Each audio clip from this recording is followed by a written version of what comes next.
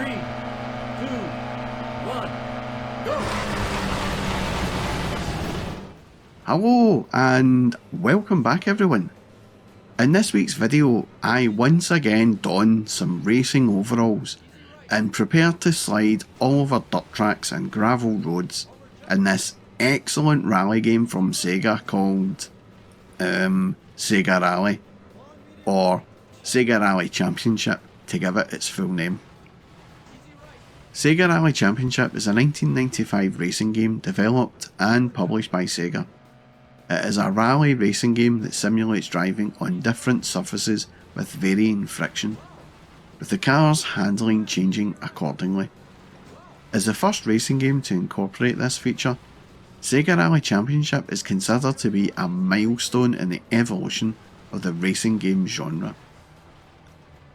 Players enter a World Championship mode consisting of 3 stages: desert, forest and mountain. The player's finishing position at the end of one stage is carried through to the starting position of the next stage. In this mode, it is impossible to reach first place by the end of the first stage. Thus, the player must try to overtake as many opponent cars as possible on each track while staying within the time limit, and gain the lead over several tracks. If the player is in first place at the end of the third stage, they will advance to the extra fourth stage called Lakeside. 3 cars are featured in the game: Didi Oriol's 3rd generation Toyota Celica GT4 and Juha Kankkinen's Lancia Delta HF Integrale, which are both available from the start, and Sandro Munari's Lancia Stratos, which can be unlocked using an Easter egg. As usual, the arcade cabinet came in a 2-player sit-in style, or the stand-up cabinet, which is how I always seem to find this game in arcades. But both variations had the steering wheel and H-gate gear selector.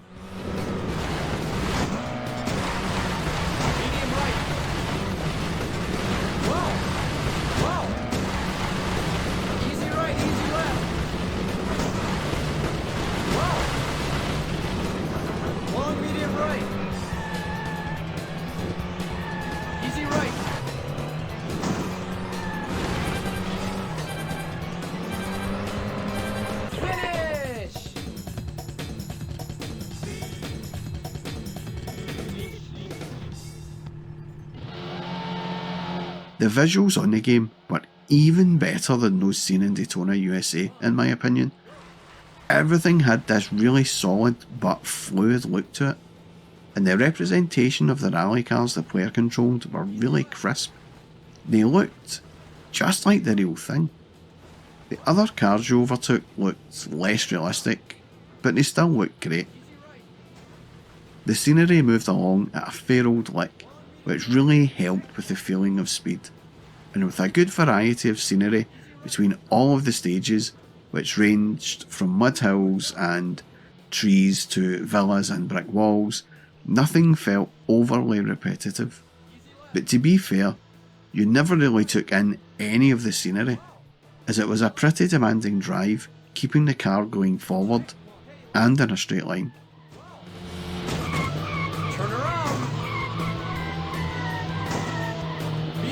Maybe. Long easy left. Caution, hairpin right.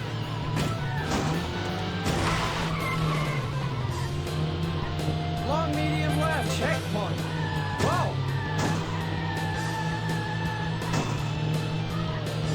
Easy left. Easy left, maybe. Whoa. Whoa. Whoa. Medium left. Medium right, checkpoint. Whoa! The gameplay is good, but it's also a little limited. Each track is over in about 60 seconds or so, and you only have 1 lap on each. The time limit is very tight, and you can find yourself out of the game before even starting the second stage. And it wasn't a cheap game to play, so it did feel like a bit of a rip-off.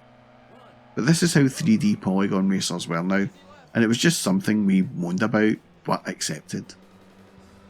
And it's certainly a challenging game to say the least. The car has this tendency to float a little, especially on the jumps, and then at other times it's incredibly twitchy. But when you play the game a lot, you start to figure out how much lock to put on for each surface type, and when you get the hang of it, the whole lap flows, and it's amazing. And it's a lot like Ridge Racer in that regard, and that's no bad thing.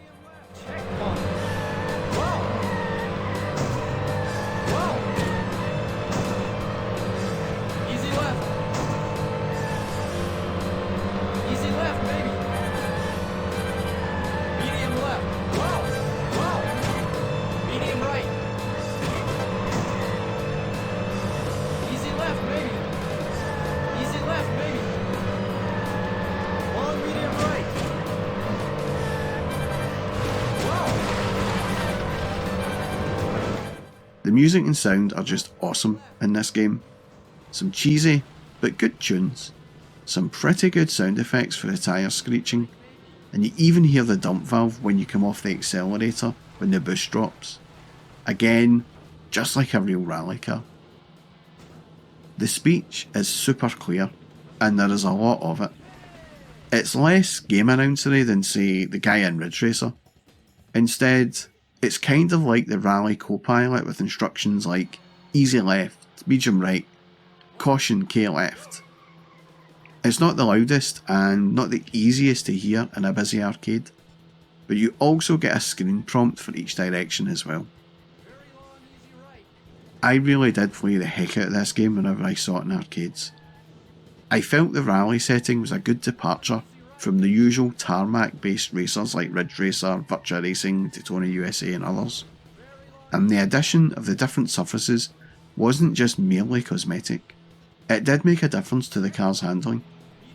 But as good as the game was, and as much fun as the game was, I always felt it was just a little thin on the content, and didn't provide much value for money. And as coin ops were becoming more and more expensive, this kind of just started to rip my knitting just a little bit.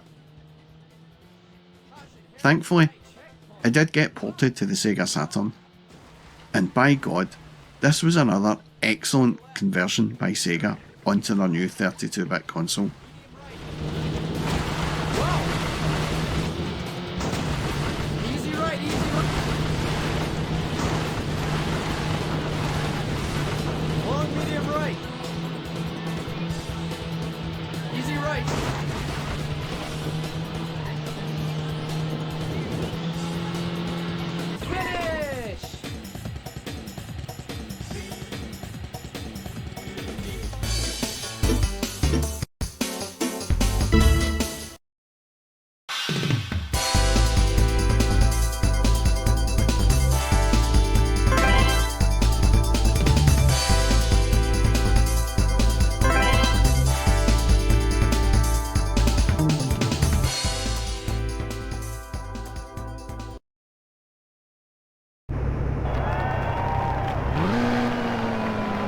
Three, two, one, go!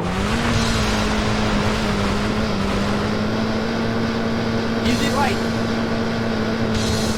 The Saturn port of Sega Rally is excellent. Unfortunately, it came out just a little too late for me, as by Christmas 1995, my Saturn had already been packed away in favour of the Sony PlayStation. But a friend did buy a used copy round about March 96, and of course, I had to have a shot. I will be completely honest about this. I reckon this port of Sega Rally is top notch. Obviously there are some graphical differences, and apparently the Saturn version was a pig to port and had to be redone from the ground up. But Sega deserved to take a bow in this port in my opinion, as they managed to cram in everything from the arcade game, as well as a practice mode, and a 2-player mode without the need for 2 Saturns and a link-up cable. The game also had some well-published cheats that allowed for the Stratos car to be selected without the need to finish first in Lakeside, which was fun, and Oh my god, the Stratos is such a handful in this game, it really is. But it was a good laugh trying to use it.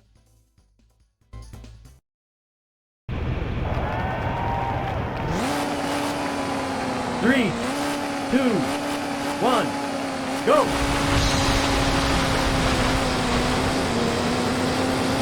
Easy right.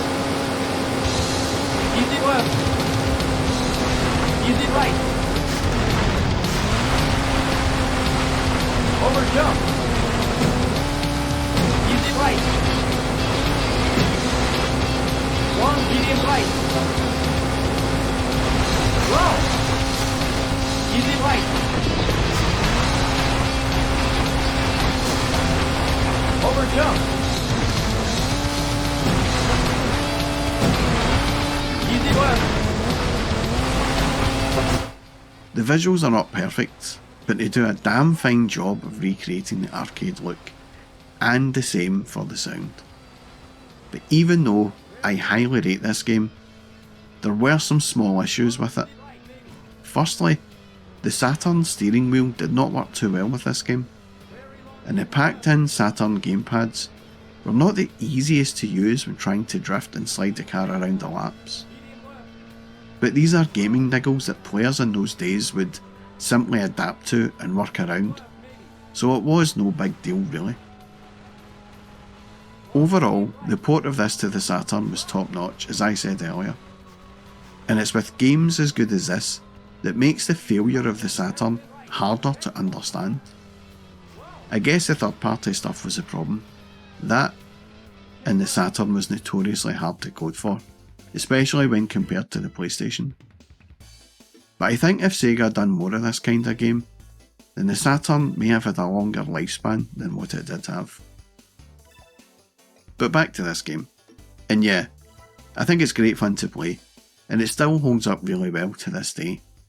At the time of its release, there was not a whole slew of rally games around, and the few that did appear didn't really hold a candle to Sega Rally. But that did change when Colin McRae Rally came out on the PlayStation. And that will be a video for another time. I honestly recommend you play this game either on MAME or on the Saturn. It's a prime example of what Sega were really good at before they started to lose their way. And as always, if you like this video, then please do click on the little icon for that, and maybe click on the subscribe icon while you're there.